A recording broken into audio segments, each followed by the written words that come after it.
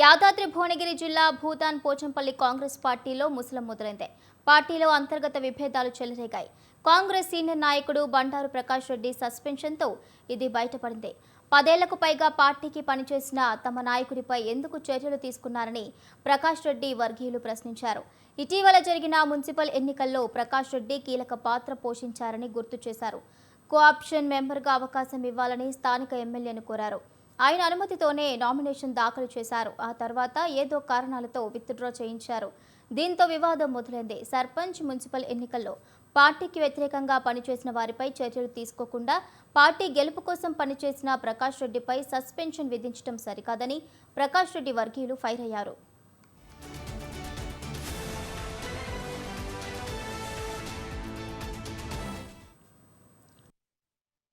అట్లనే యువకుడు ప్రకాష్ రెడ్డి కూడా నేనేం తక్కువ కాదు అని చెప్పి ఆయన మళ్ళా నేనున్నా అని చెప్పి ఈరోజు మరి ఆయన మాట్లాడింది మీరు అందరూ కూడా చూసారు.